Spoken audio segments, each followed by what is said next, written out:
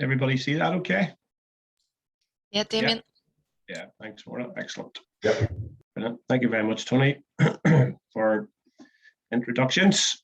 You covered the housekeeper really, so no need to worry about that. The only thing there worth mentioning is the survey. I know you're going to share the link and the QR response code later on, so that's perfect. So really, we'll start here with today's journey and what we're going to cover. I suppose mental health really has become, a very hot topic in the workplace now.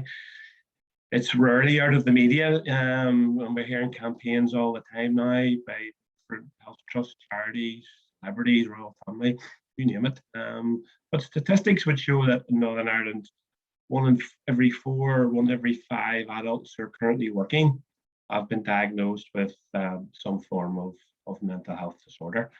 So employers certainly, line managers are under increasing pressure to better manage and better support mental health in the workplace, and many of those people are feeling probably ill-equipped to do so. So this webinar is really about raising your awareness of mental health in the workplace, and hopefully our aim is really to help you better understand some of the issues around it, whatever your role is.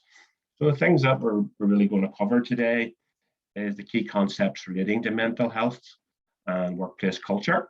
We'll look at creating the right environment at work, the law, so the employer's legal obligations and responsibilities.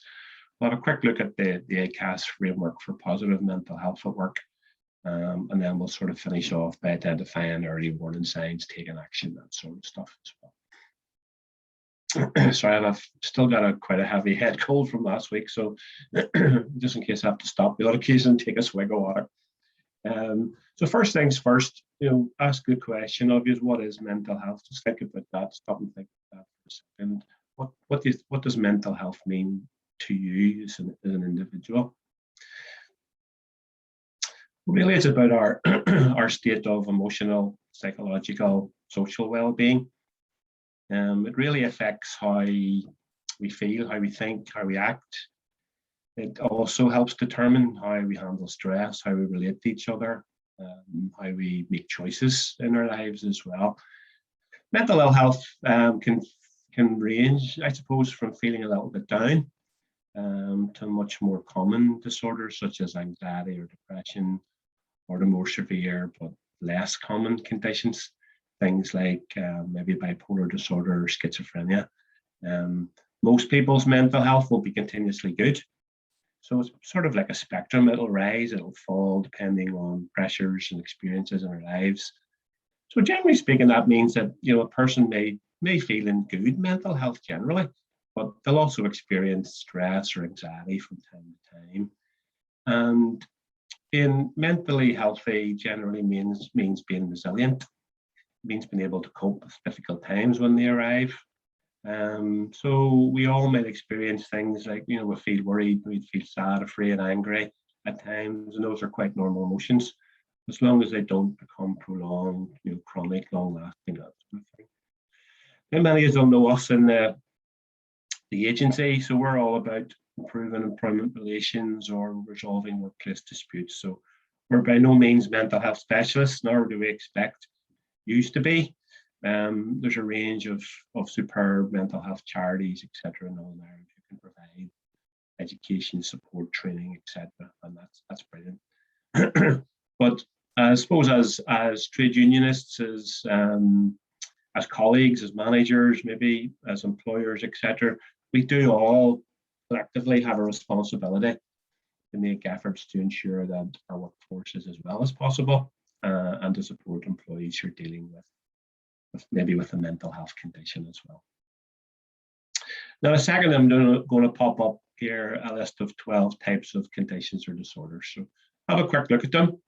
Just take a few moments to consider them, and which of them do you feel would be regarded as a clinically diagnosed mental health disorder?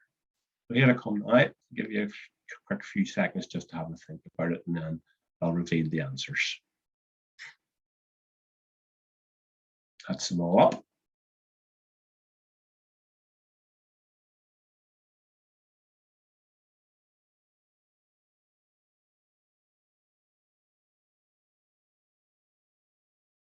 I'll reveal the answers now. There we go.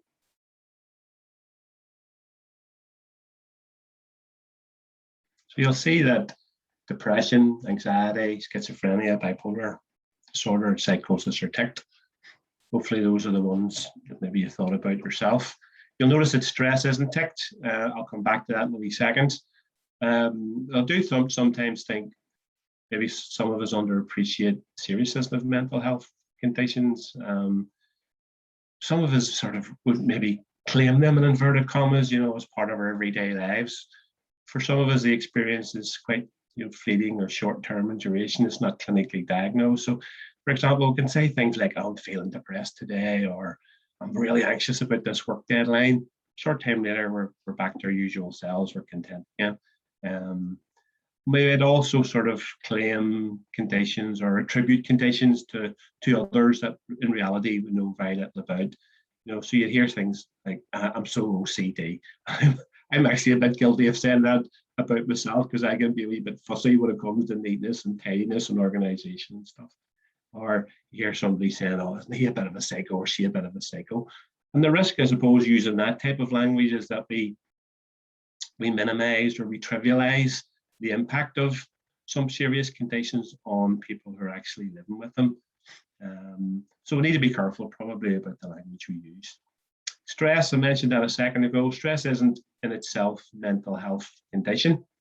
It's really a red flag warning, I suppose, that shouldn't be ignored in the workplace. Stress is really a threat, a response to a threat or pressures or demands, excuse me, on a person. And if a person endures repeated or prolonged persistent stress for a period of time, it can then affect their physical as well as their mental health. And then they're at risk of developing maybe a mental health condition as a consequence of the stress. So something like maybe anxiety or depression. Stress in itself can be resolved through lifestyle interventions and stuff. However, a mental health illness that develops as a result of it can't be resolved, just quite so simply. The Health and Safety Executive in GB reported recently that 17.9 million working days were lost annually in the 2019-2020 year due to work-related stress, anxiety, or depression. 17.9 million working days. So it's a huge impact on the workplace.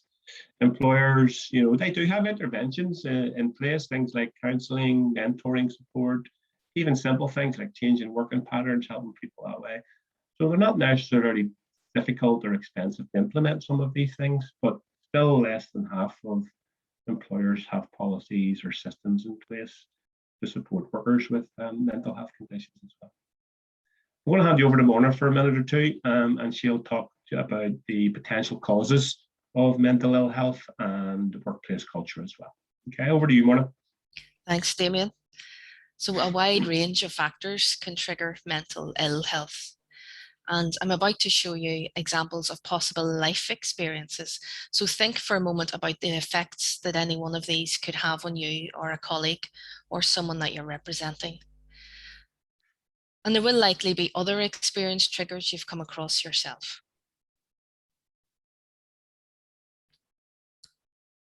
So whether they're financial concerns or family illness or personal trauma, many of these occur outside of the workplace and are arguably outside of an employer's control, which brings us to the other potential trigger that's missing from this list. And that is, of course, work itself. So work can have a positive impact on employees and can provide a sense of purpose and identity, a sense of belonging and personal achievement. But there are times when the workplace can have a negative impact on mental health.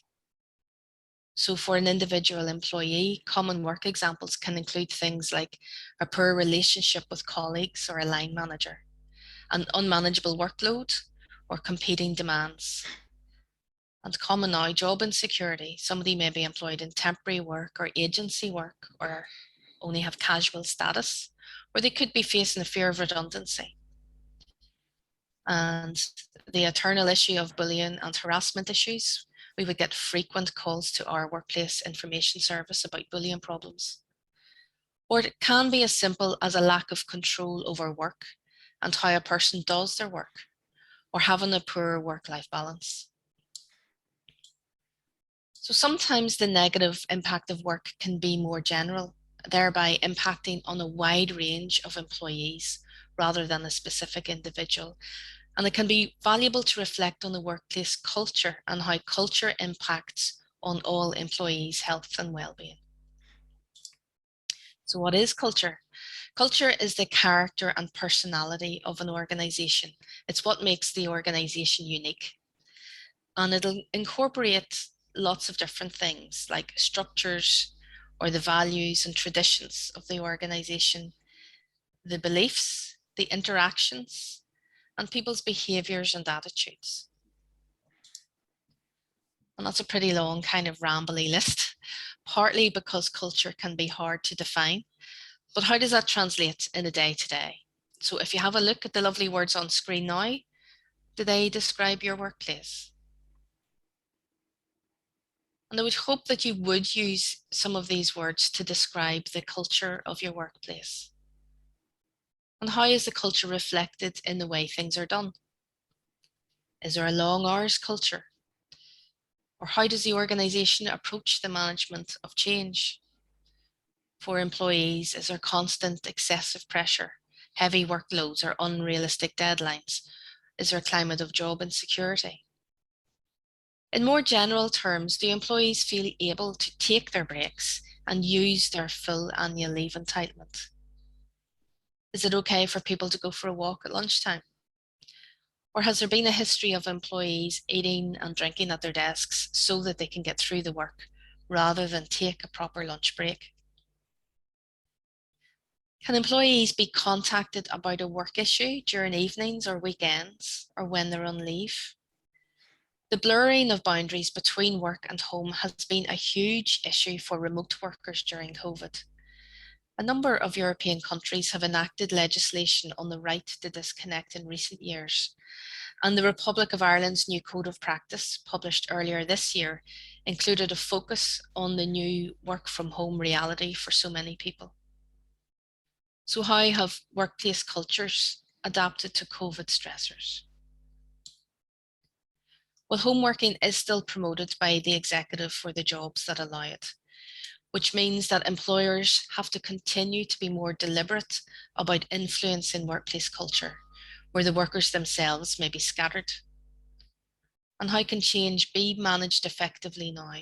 How are employers consciously communicating with their employees?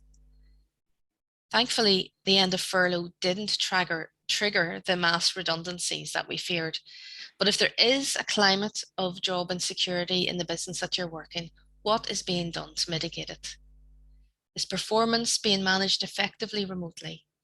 How is training delivered by the employer? This is more challenging now, but it should still be happening. And think too about how employers have adapted the physical working environment. Despite the rollout of the vaccines, COVID cases remain stubbornly high here. So naturally, employees are still worried about safe working practices and the risk of infection. Think about what your employer is doing to alleviate these worries in your organization. So really, there are two approaches to supporting employees' mental health. And to be properly effective, we should be focusing on both. Obviously, we need to support the employees who are ill, but we also need to help employees to stay well. And the reason is this: it's so much easier to help employees stay well and at work than help them get better after they have fallen ill and are off sick and at home. So hopefully you'll have been sent a number of useful resources to support today's webinar, and one of them is a questionnaire about what currently happens in your workplace. Some interventions are more challenging when supporting a hybrid or remote workforce, but we've all become a bit more innovative about implementing new approaches, I think. And of course, the best interventions are often the most simple ones, even if they're not that easy to do. So do you ask your colleagues or your trade union members, how are you? And wait and listen for an honest answer. Do you get to hear how people really are? Okay, so what can you do right now to encourage positive mental health? And what are some of the practical steps we can take to reduce the stigma around mental illness? There is a lack of understanding about mental ill health, and misconceptions do still persist. One thing that does help is that celebrities and high-profile individuals will consistently shine a light on the importance and impact of mental health. Back in June, we were struck by the courage of the Japanese tennis player Naomi Osaka. She had withdrawn from the French Open rather than being forced to participate in media interviews. Now, the message changed from fining her and threatening her with more substantial fines or expulsion to support. But this was only after she disclosed that she had been battling depression and was trying to protect her mental health.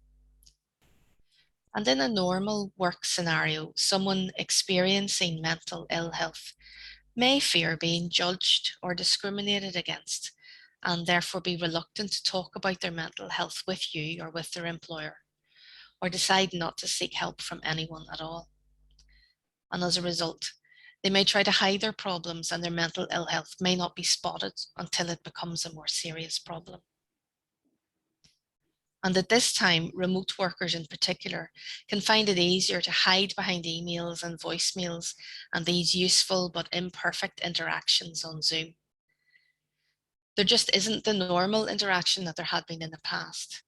And managers, for example, might not know when their team members are reporting absence when ill, or whether they're just falling off the grid. So we need to try even harder.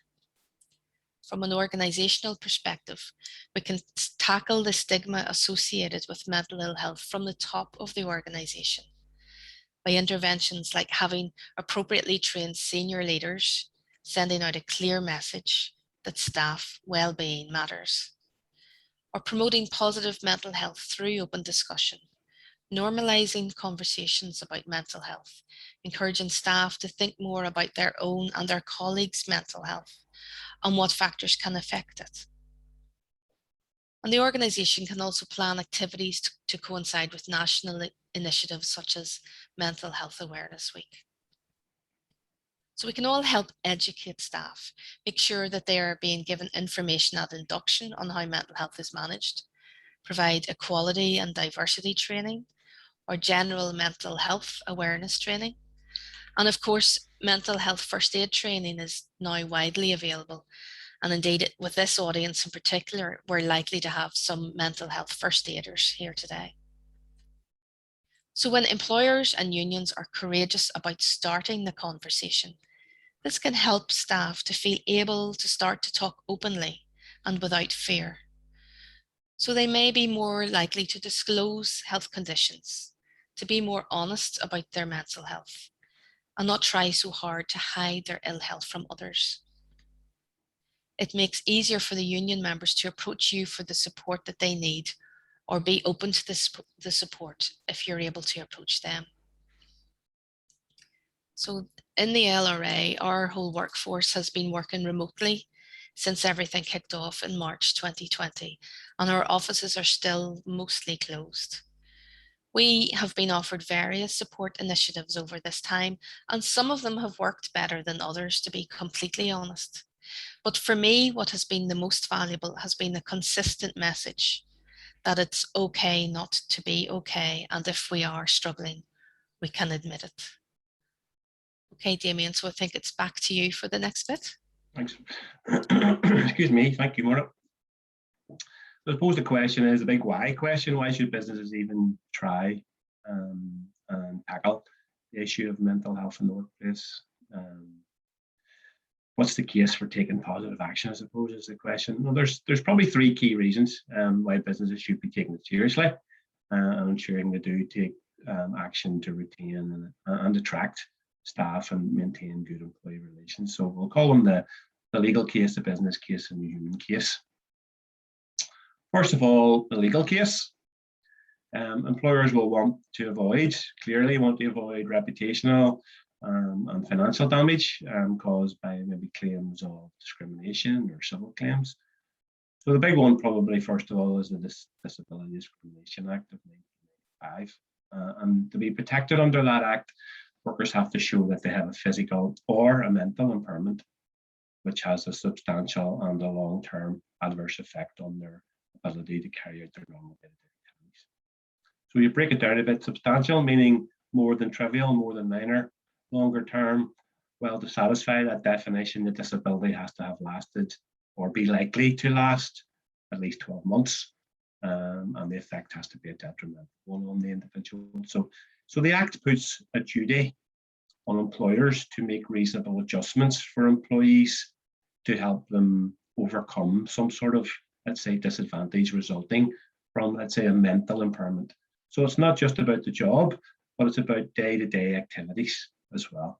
So, for example, getting to and from work is a day-to-day activity, not necessarily related to work tasks. So an employee maybe who suffers from panic attacks and struggles on maybe busy and crowded rush hour public transport, they may need to have their work starting and finishing times adjusted so they can avoid those type of rush hours. And it's the employer's responsibility to think about reasonable adjustments on what they could do and how they could be made. Mental health can fluctuate as well. So due to that sort of fluctuating nature, an employer may have to think much more creatively about the type of adjustments that they can make. Some individuals may only require adjustments when they're changing medication. Some others might require them when there's significant changes happening in the workplace. So the employer needs to be aware of all that and needs to be thinking of all that as well. Then we'll look at the health and safety side of things. There are two key pieces of health and safety legislation that would be significant in the area of mental health. We've got the Health and Safety at Work Northern Ireland Order itself, 1978, and the Management of Health and Safety at Work Regulations, 2000. Under the 1978 order, employers have a general duty of care to ensure, so far as reasonably practicable, the health, safety, the welfare at work of all its employees. Now, that's a piece of criminal legislation. It's aimed at protecting employees and others who may be affected by work activities.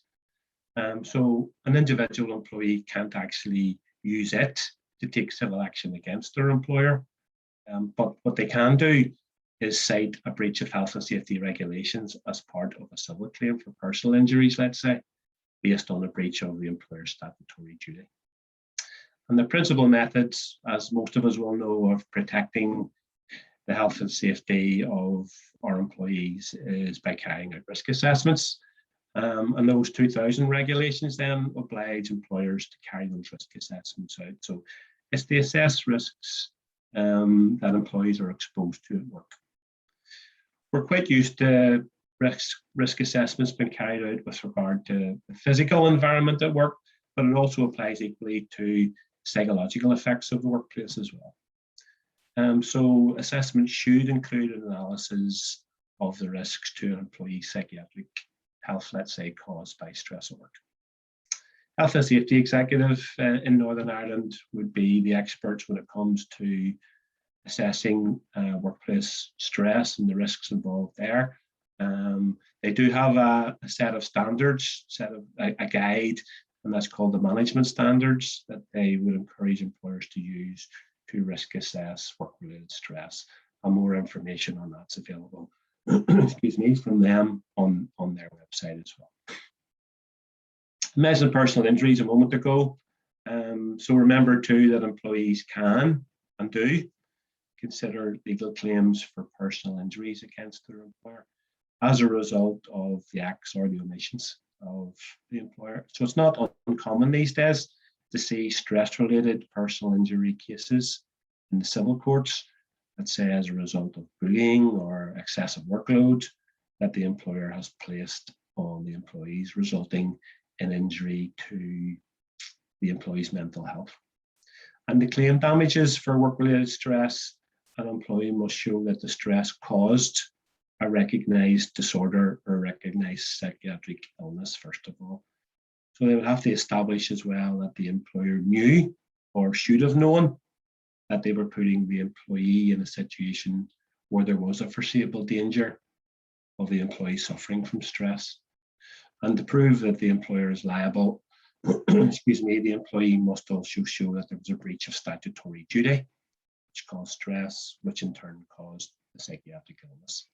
So it's not just a matter of saying, oh, I'm stressed and I'm making a claim. There's quite a number of hurdles to overcome there. Different people can cope with different levels of stress. So that's important to recognize as well. Most work can be stressful, can be pressurized from time to time, but we're all expected to deal with normal levels of pressure and stress. And there's also probably a couple of other legal issues for an employer to consider. There's unfair dismissal. So you might ask the question, how can mental health impact on dismissal? Well, where an employee is suffering maybe from a serious stress-related or mental health illness, they could be dismissed by reason of ill health, possibly because of a long-term absence or maybe frequent short-term absences over a long period of time. So ill health is potentially a fair reason for dismissal as it relates to the capability of the employee to do the job which they're employed to do. And if an employee does take an unfair dismissal claim to an industrial tribunal, the tribunal will take into account the reason for the dismissal. So it wasn't one of the fair reasons, first of all.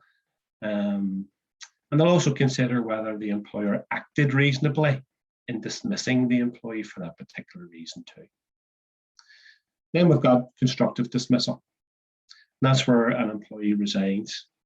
And they resign due to the actions or maybe the inactions of the employer. So for example, is it a bullying, discrimination, harassment issue, let's say, which leads to stress, which leads to mental ill health. And an employee there will really rely on the implied term in the employment contract, the implied term of trust and confidence when taking a claim to the industrial tribunal. So they'll really say that the employment relationship will have broken down irretrievably. So it's really important, I suppose, here to say as well that the employer really needs to have a good, robust absence policy and dismissal process as well. So employers should consider including as part of their absence policy a paragraph on stress at work, mental health, etc., and how it will be dealt with. So for example, will there be special arrangements for work-related stress, let's say, for example, maybe immediate referral to occupational health, say, for medical assessment. It's not simply enough to have that policy, to have it there and say, oh, we'll have a policy. They have to make sure that everyone's aware of it, everyone's getting some training on it. So it's not just a tick box exercise, it's not just paying lip service to it. Policy shouldn't be allowed to gather dust on a shelf or on a computer somewhere and never be used. It needs to live in the workplace, needs to be implemented. And that can be a key defense as well for an employer. If case is taken through the courts and that policy, and they can prove that policy has lived in the workplace and they've been following it robustly. Some employers do have separate policies and procedures, so they might have separate stress, wellbeing, health and safety, mental health policies and procedures. They may well cross-reference the absence policy and stuff, and that's absolutely fine as well. So I'll hand you back to Mona for a wee second, and she'll talk a little bit about the business case and the human case. Thanks, Damien. Okay, so first let's take a quick look at the business case. So that obviously means the money. And this can be a useful perspective to focus on if an employer is reluctant to invest in mental health initiatives. The most substantial financial costs to the business associated with mental health arise from absenteeism, presenteeism, and staff turnover. So looking at the slide figures here, where absenteeism costs £8 billion, presenteeism between 17 and 26 billion pounds, and staff turnover another 8 billion. So typically the reasons that businesses do want to tackle this issue is because of the financial cost. If we look at this pre-COVID research, the Thriving at Work report, which was commissioned by the government and published in October 2017, it estimated that around 300,000 people lose their jobs every year because of mental health problems. The report puts the annual cost of poor mental health borne by employers at up to £42 billion, as you can see there on the slide. So over half of this cost comes from presenteeism, where individuals are at work but much less productive due to poor mental health, with additional costs then coming from employee sickness absence due to mental ill health and staff turnover, which are around 8 billion each. So that would include, the staff turnover would include the costs of recruitment and training and loss of productivity while replacing employees who have left due to mental ill health. And you'll see that this translates to a cost per employee of between £1,205 and £1,560 each year. And that is an average cost for each employee, each person employed, not just those who are ill. So from a business perspective, the cheapest way to minimize the costs associated with mental ill health are to keep the workforce well. So remember that attempts to boost employee engagement would be undermined unless their employers proactively manage mental health at work. There's growing evidence to support the link between employee engagement and well-being, resilience, and absence. Stress and mental health problems can lead to costly and time-consuming conflict at work. And employers who fail to manage mental health at work can risk damaging their brand as a result of the costly and potentially high-profile litigation that was outlined by Damien a moment ago. Okay, so if we turn now to the human case and think about it, demonstrating empathy and compassion or patience isn't a weakness. Whilst the numbers of people with mental health problems hasn't changed significantly in recent years, it seems that the way that people are coping with these problems is getting worse. So this is reflected in an increase in self-harm and suicidal thoughts, plus far greater dependence on medication. We know that poor mental health has a huge impact on an individual's life and those around them. The additional complexity of people's lives, their jobs, and housing uncertainty, plus caring responsibilities and a drive for leaner workforces, means that there are higher pressures and people are finding it harder to cope. And this is particularly true of the younger workforce, people aged between 18 and 34. Individuals can withdraw from social situations and lose their support structures just when they need them the most. But do remember, because this all sounds very downbeat, that research confirms that it is far more beneficial for the individual, the business, and the economy to support people in work so that they can stay in work. In the Mental Health Foundation's report, 86% of employees confirmed that being at work was a factor in protecting and maintaining their mental health.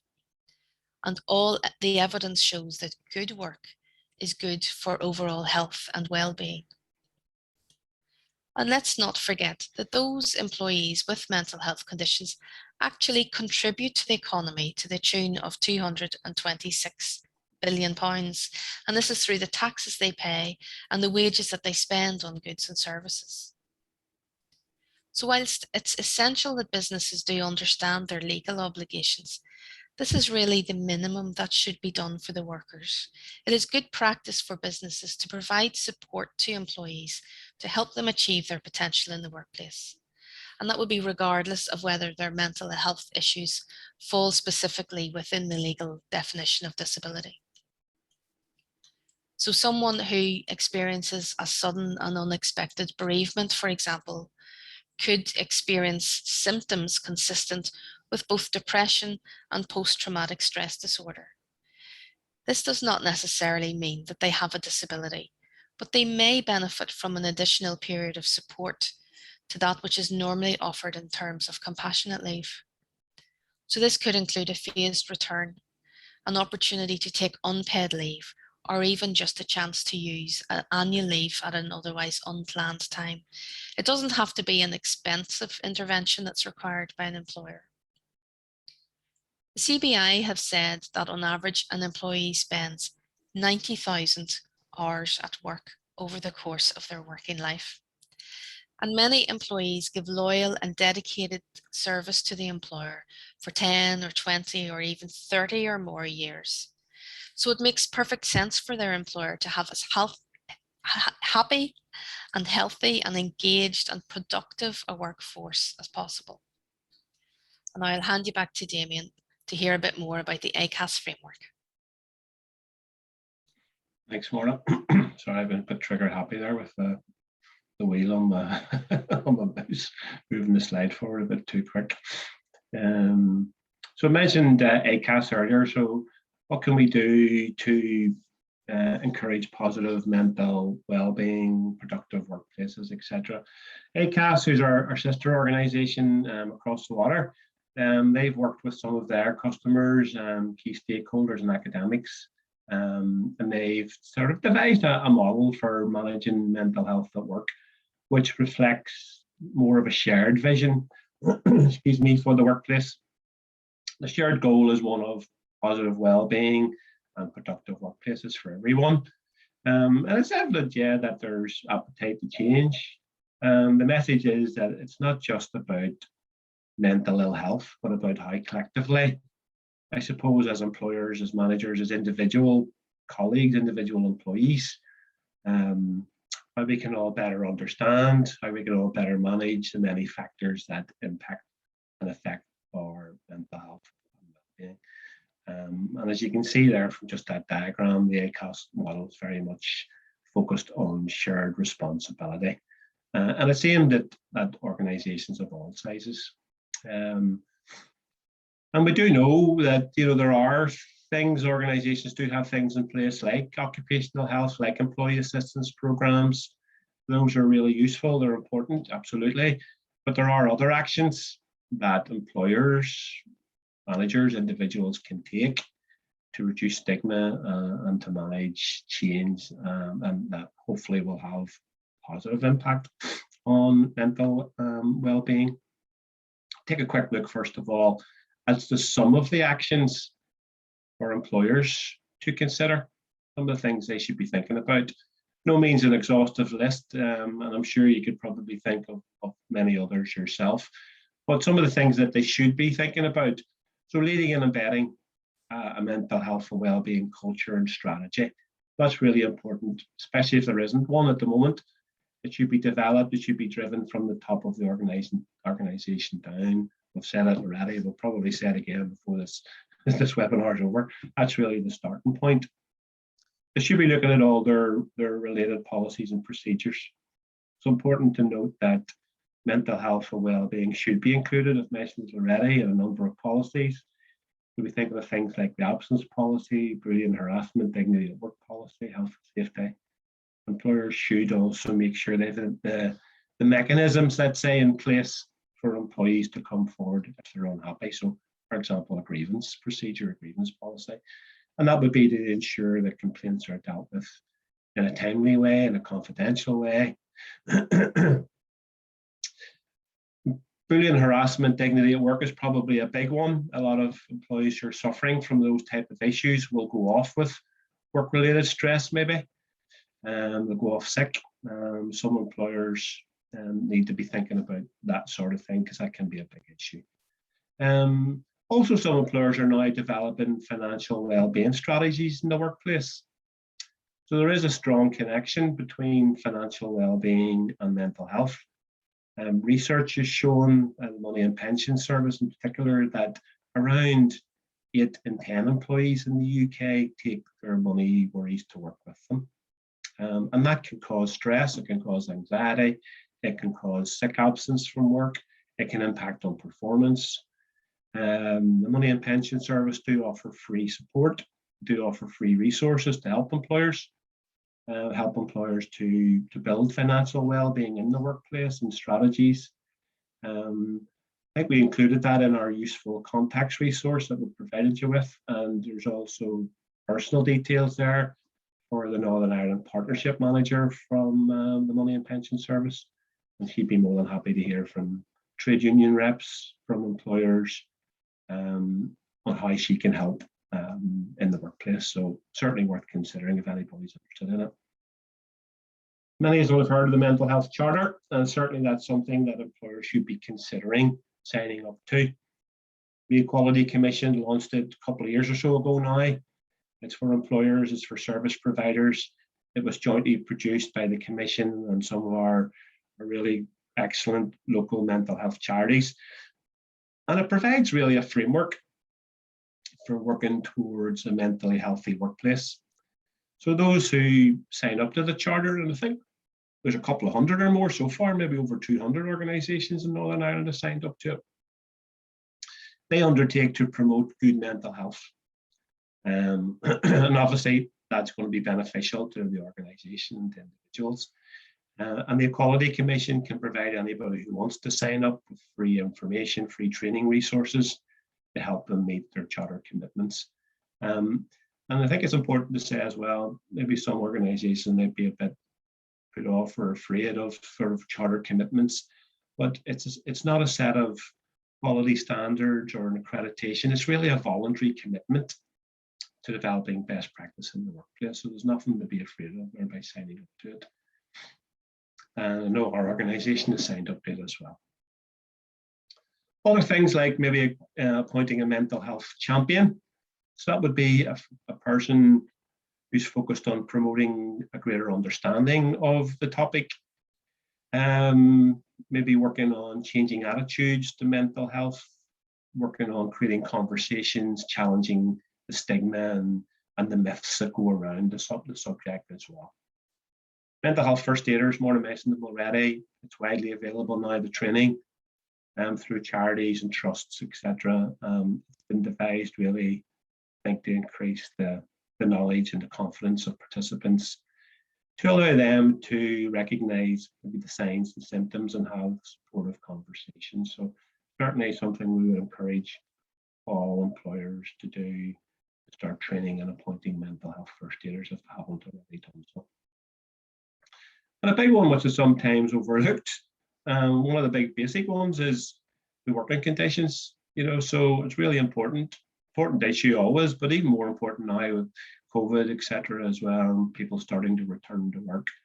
So they should be thinking, employers should be thinking of their workplaces in terms of safe working conditions, good facilities, the ventilation, the heating, the air conditioning, the natural light, the fresh air, space, noise, cleanliness, all that sort of stuff as well. I'll hand you back to Maura for a wee minute or two, and she'll take you through the actions for line managers and for individuals to consider as well. Over to you, Maura. Okay, thanks, Damon. Now we'll zip through the next few slides, and you will have copies of the slides available to you. If you didn't get them in advance of the session, you'll get them afterwards. But looking at the actions for managers then, their responsibilities would include building a rapport with their staff, getting to know their individuals. It's really important that managers get to know their teams and what makes them tick. This is one of the ways that they can spot the warning signs quicker. Supporting work-life balance there, encouraging employees to use all their annual leave, being alert to a potential for the existence of a long hours culture in the organisation, and providing flexible working opportunities. Promoting good communication in the workplace.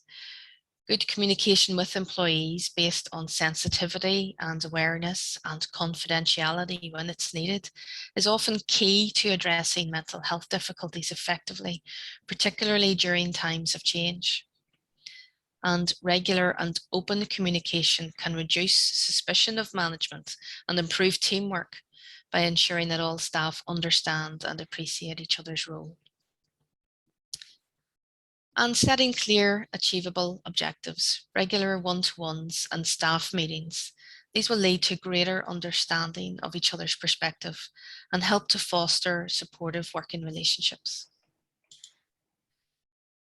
Okay, so if we look at the actions for the individuals, this is the last essential part of the Acas framework. And this is about the actions that individuals can take for themselves. So looking after their own well-being, taking responsibility for their own health regarding diet and exercise and sleep, those pillars of good health, taking positive steps to improve their health and well-being, and seeking advice from others when it would benefit, and using things like the five ways to well-being as a framework for a balanced life. Individuals can identify personal stress triggers, become much more aware of the things that stress or anxiety reactions can be triggered for them personally. They should engage with their line managers and talk to their manager or their employer openly about their health. If someone is off sick, it's good to maintain contact with the employer during any periods of absence and take advantage of any support or rehabilitation that is offered. And as individuals too, we can support our colleagues. So if we're available to colleagues and offer support, in turn, we'll never know when we might need it ourselves from them. And finally, to avail of training. It's important for employees to educate themselves regarding mental health, to become much more aware and knowledgeable about the subject matter. Okay, so we'll look quickly then at the key resources. There are a variety of key initiatives that contribute to supporting the mental health of the workforce. And some of these we've already mentioned, and this slide just shows a few of them. So it's things like policies and procedures. Would recommend that either there is a particular policy that relates to health and well-being, or that it is referenced in relevant related policies, whether that be the absence or sickness policy, or recruitment, selection, induction, equality or diversity, those kind of issues. So mental health will be affected by every aspect of working life, mostly in a positive way, and it's important that businesses acknowledge this. So policies and procedures provide clarity and a good safety net if things go wrong, and they should be used to complement best practice. You'll also see stress risk assessments listed there. So ensure that the employer regularly reviews the workplace for the risk of stress and carries out assessments for individuals who have been off with work-related stress. And the health and safety executives and management standards can be used by employers when it's evident that stress has become an issue for a member of staff. We've also mentioned wellness action plans, and a template for a wellness action plan is included in the resource pack. So these are documents that are normally filled out by the individual and then discussed with their line manager, and they provide information on the individual's specific needs. It's a living document that can be changed as required. So any discussions that take place need to be handled sensitively and confidentially and have the boundaries agreed. The Wellness Action Plan is a document to help make work properly. And it's to be reviewed regularly between the employee and manager and amended when appropriate. For example, if someone changes their role as part of their recovery. It can be a short or a long-term measure for the employee, so very much adapted to the individual. And active senior management support is at the centre of the slide here. And we make no apologies for being a broken record about this, because all the evidence suggests that if senior managers and leaders within an organisation take it seriously, it has a greater impact throughout the rest of the organisation.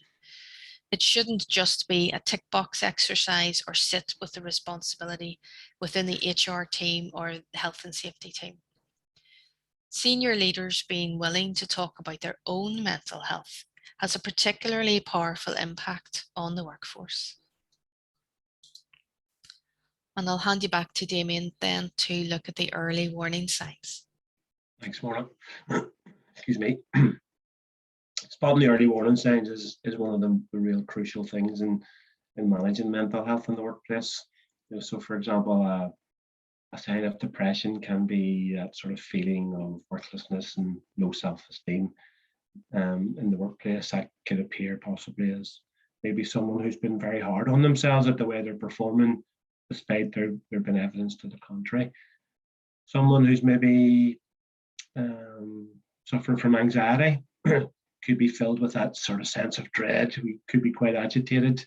That could result in a loss of concentration. It can result in uncharacteristic mistakes. So it's important for employers and line managers in particular to look out for something that's out of the ordinary.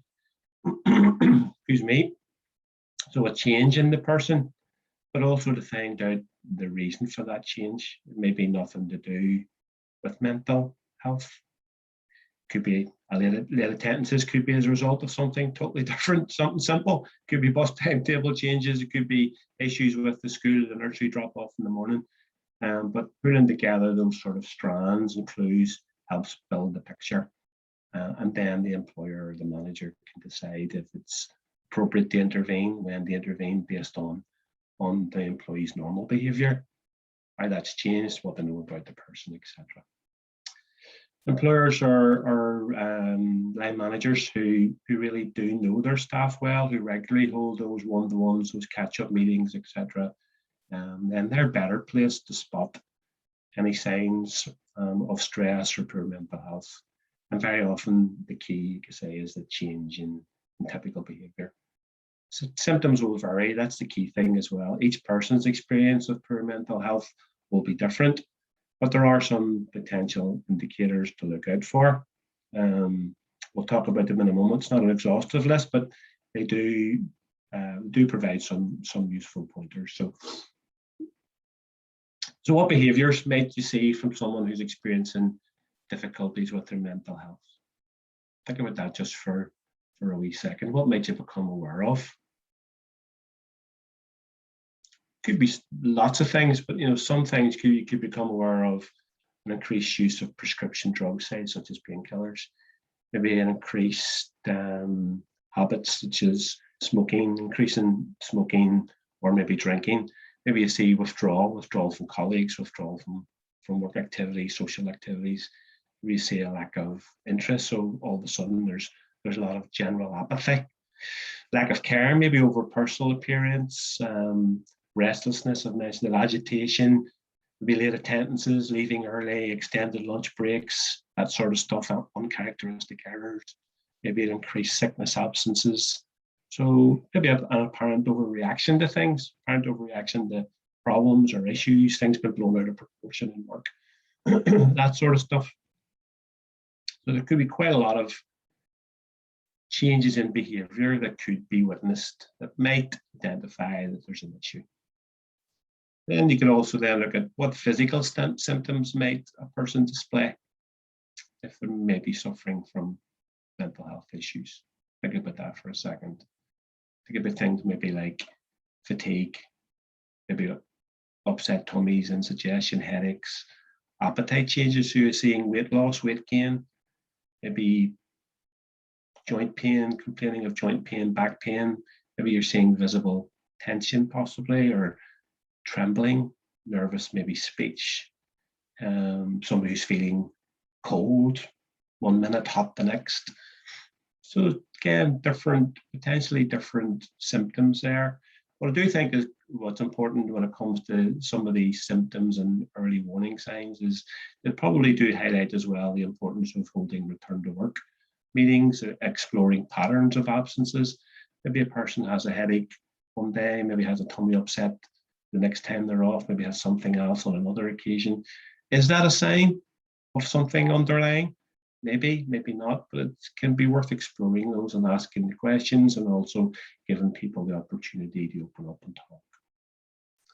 And then what psychological signs might you become aware of? Well, I'm an employer or manager, they might see certain things, think, is this a sign or a symptom?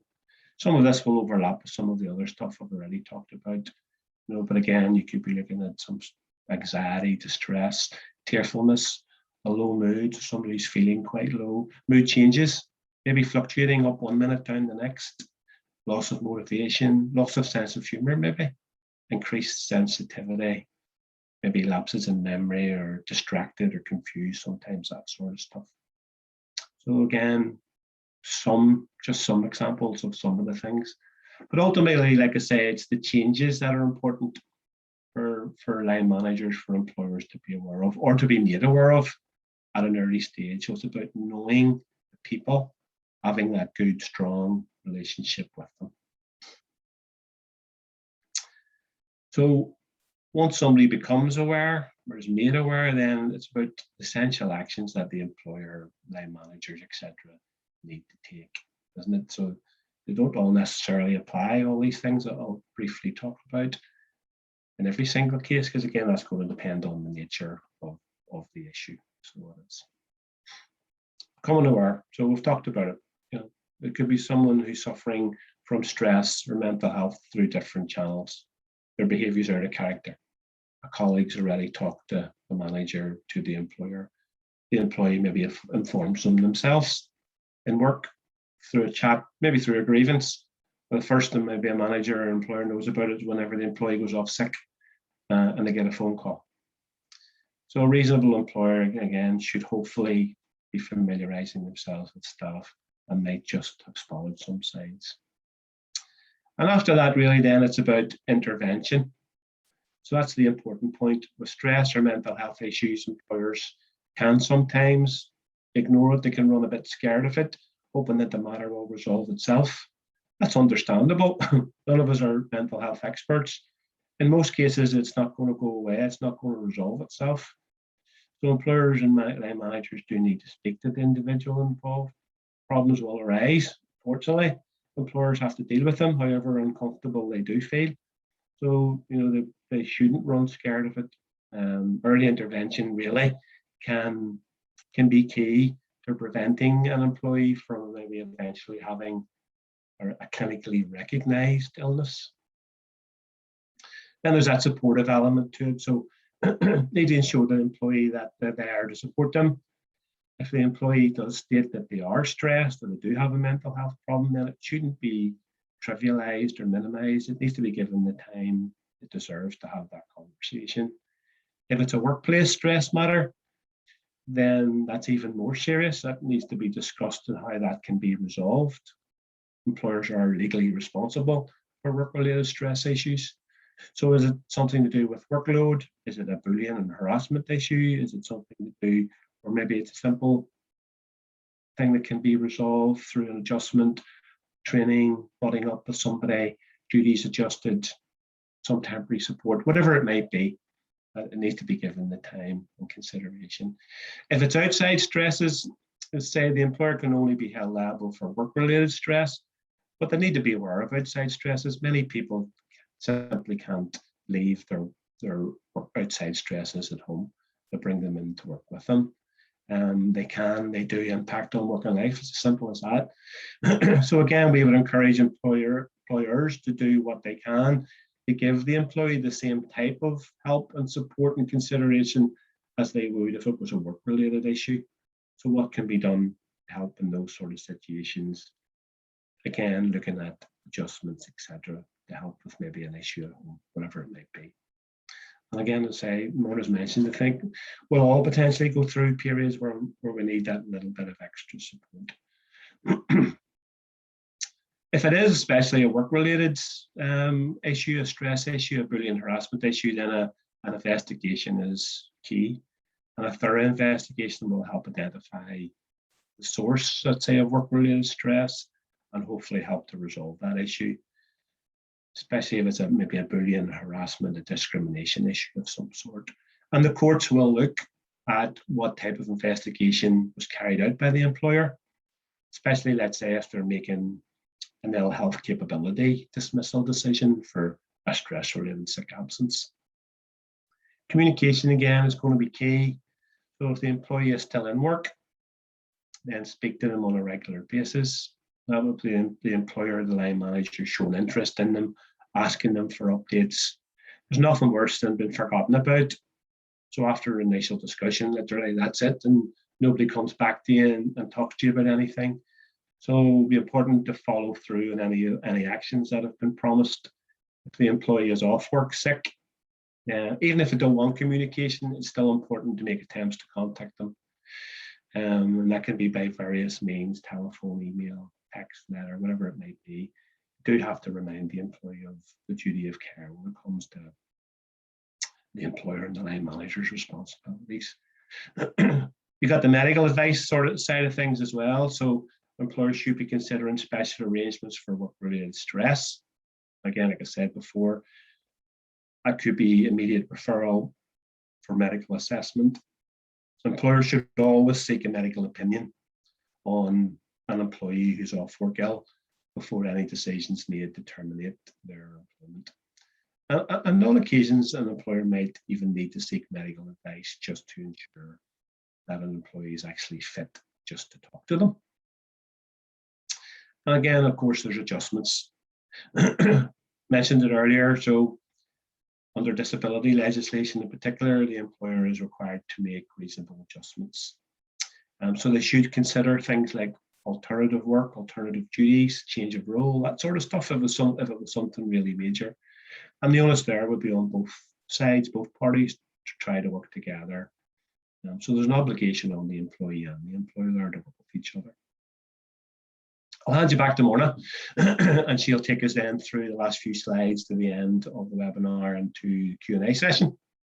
Okay, Morna, back to yourself. All right, Damien. Thank you. So, as you can see from this slide, it would be impossible to talk about mental health at the moment without considering the impact of COVID-19. And it's important to remember that good mental health management practices still apply as we continue through the pandemic. And some employees will potentially need support to specifically deal with issues that are coming with COVID. And there have been a lot of potential issues. There's the psychological impact of job insecurity in our post-furlough world now. It could be the effects of grief of having lost a loved one through COVID, or possibly the fear of returning to the workplace and having to use public transport again if someone is transitioning back to work. The ongoing worries about family and childcare or elder care, and the safety of the children back at school. And the challenges and difficulties of working from home, worries about the vaccines. And for those organisations with key essential workers who have continued to go out to work every single day through the pandemic, the potential impact that that burden has had on those workers. So for union reps and employers, communication is key. Keeping in contact regularly with people, whether that's by email or phone or video, and face-to-face, obviously, where possible. This helps give people a sense of connectedness, knowing that they matter and that you're looking out for them. So good communication could easily have been lost through long-term furlough or remote working and disrupted work patterns. The pandemic is changing the way we all work. So employees may be worried or anxious and need reassurance, or even need their concerns to be acknowledged. Encourage your members to talk to you by being approachable and available. Share information with them in a timely manner and ask for people's ideas, their opinions, or their feedback, or signpost them to support services.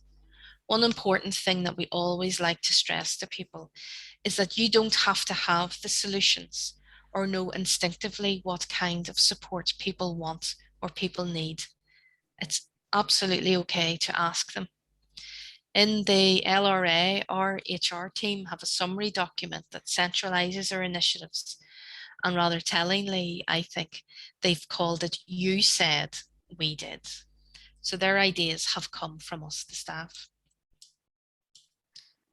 So during one-to-ones or group meetings, you can check how people are feeling, how their work is going, and whether they need any support. If there are any performance concerns that they've raised, if they've any safety concerns that they have about coming into work. If they're working from home, check that they've got the right setup. Scheduling these meetings on the calendar can help create that sense of routine. And some of your conversations may be entirely work-related, but it's also good to have informal chats and catch-ups. All of you will benefit from them. So show compassion and listen sympathetically to someone who is feeling more vulnerable or coping less well. Some people are really questioning what matters in their life now. And you're in a great position to be able to offer an ear to simply listen confidentially, as well as encouraging individuals to seek assistance, whether that be from mental health first aiders or occupational health or an employee support program if that's available to them. So spotting the signs of a potential mental health problem isn't always easy, especially when people are working from home for part of the time or all of the time. But do remember some of the signs and symptoms that we've talked about a few moments ago, particularly the ones that Damien ran through. It's important to create an environment where the members can feel that they can be open and honest about how they're feeling. And part of this is simply asking them how they're doing. The sooner that you become aware that someone you work with is experiencing a mental health problem, the sooner you can step in to provide help and support. And protect your own mental health. As a union rep, you're a very important cog in the wheel of the organisation, and you could be under more pressure than usual to support your members and resolve their issues. So you may find that you need a bit of advice and support as well. And the rules don't change here. It can be helpful for you to talk things through with someone else who can support you, such as your own line manager or a mental health first aider or a mental health champion. So just think about that. Who can you signpost yourself to when you need support? Okay, so we're nearly at the end of the session, and I want you to take a moment or two to reflect on what you've heard today, particularly as it relates to your role. Not to be too corny, have you had any light bulb moments? And what are your key takeaways from today? The true value of your time spent at today's webinar, which we do really appreciate, is what action you would take as a result of what you have learned. So do you plan to do anything differently? Are there any changes that you would want to implement? Are there any specific issues you would like to raise with the employer? And what actions do you want to introduce to protect and improve your own mental health and that of your members? Is there anything that you can do to tackle stigma if it is present at your workplace? And might you consider having a conversation with your boss or colleague about you? So in case you haven't decided, let's just quickly recap on what we've covered today. As Damien said at the beginning, this webinar is essentially about you raising awareness of mental health in the workplace. Our aim today was to help increase your understanding of the issues around the subject and help you be able to better manage mental health related workplace issues. So the areas we covered were the key concepts relating to mental health. And that's what mental health is. We looked at some mental health conditions and give a bit of an explanation about why stress isn't a mental health condition. The workplace culture, what it is, and we posed some questions for you to consider. And creating the right environment at work. We talked briefly about what you can do to encourage positive mental health at work and tackle stigma. Damien covered the law and employers' legal obligations. And this is the Disability Discrimination Act 95, the health and safety legislation, and personal injury claims. And then we looked at the Acas framework for positive mental health at work. That shared responsibility between employers, managers, and individuals collectively taking action to work towards positive well-being and productive workplaces. And we looked at some of the examples that each of those groups can potentially take. And then close to the end there, identifying early warning signs and taking action. Considering some of the behaviors and physical symptoms or psychological signs that we might see. And finally, the importance of intervening quickly, being supportive, keeping talking, always, seeking medical advice, and considering adjustments where they would be helpful. So thank you very much. Thank you very much for staying with us, and we really hope that you found the session useful so far. Before we respond to the questions posted in the chat, can I remind you that after today, Tony or Claire will